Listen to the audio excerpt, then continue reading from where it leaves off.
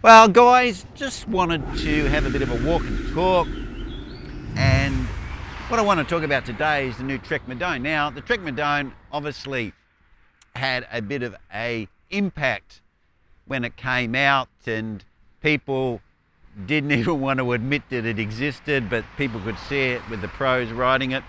So it was one of those kind of things that kind of was the worst kept secret in the bike industry. But now it's showing up in real life and people are seeing it in some of the US shops. And GC Performance, he actually went to one of his mates, he's got a TREK store, sells the TREK products, and he did a review on it and he put a video up, and it's really good because GC Performance has access to new bikes and he does the reviews of the components and everything like that, which is really good, which a lot of us YouTubers haven't got access to unless you're one of those big magazines. So he's doing some really good content there. But this bike, even though it looks really sexy and it has that kind of vent and it looks like something off like some hypercar, it looks really cool. But when you look at it closely, what they've done is they've actually broken both of the triangles on the bike. So if you look at a bike, there's a triangle at the back, and if you look at the front, there's a triangle at the front. So there's two triangles with the seat post is shared by the two triangles. So when you apply force at any point on that triangle, it'll try and spread the two arms and then puts that third bar in tension. Now, having straight triangular bars is a very old and known technique for structural members. And if you go to a warehouse and you look up at the trusses, you'll see that there's this triangular system. And the reason why they use it because it's extremely lightweight and it's extremely strong. Now, when you break that triangle, then you are compromising that design. So what's happening is what TREK have done is when you sit on the seat post, and that normally would be the top of two triangles, and you'd put the forces that would travel down those two triangles, then you would be having two in compression and one in tension. But now what they've done is they've broken those triangles.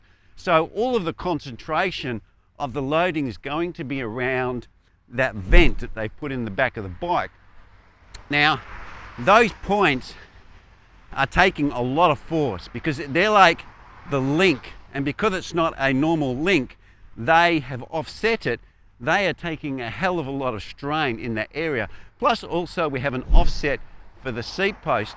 So that also is another lever where you're having to make those pieces a lot stronger than you would normally. Now, I know they're saying that they've made the bike lighter and it's for comfort, and they're saying it's for aero, but I'm yet to be convinced of that. But what we need to be aware of is that these bikes, the quality control of them has been questionable, and TREK at the moment do have a recall on their handlebars. And the handlebars have been made for, I don't know, longer than I've been around. So, and the carbon construction of those is a pretty well developed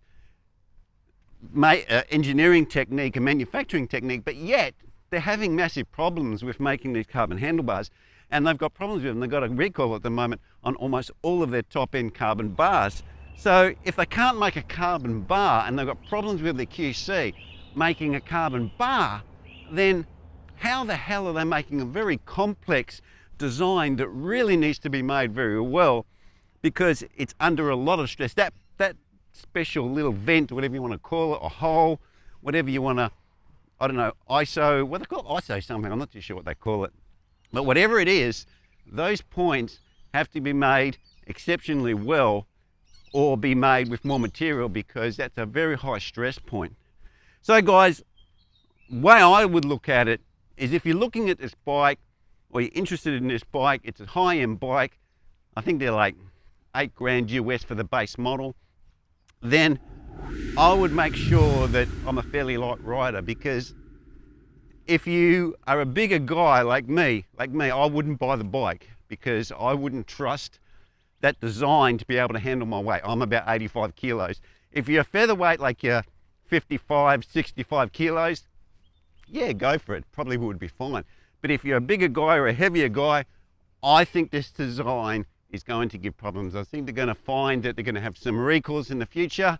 There's going to be some cracks developing around those offsets and that linking system between the seat stays and the top tube and the levered seat post. So be very careful when you're looking at this type of design.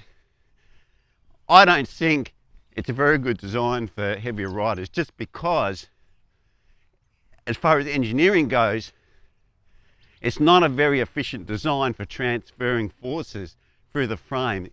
Yeah, it looks sexy, yeah, and it can look great, but that piece where they're making the links between the different tubes, which is like a circle or a ring, that needs to be made very, very well and very, very strong. Anyway, guys, that's just my walk and talk for today. It's a beautiful morning here, winter Australia. The sun's out, it's a bit cool, but it's lovely. And if you've got any comments, go over and check out GC Performance. And what do you think? Leave your comments down below. And I'll see you guys next vid. Cheers.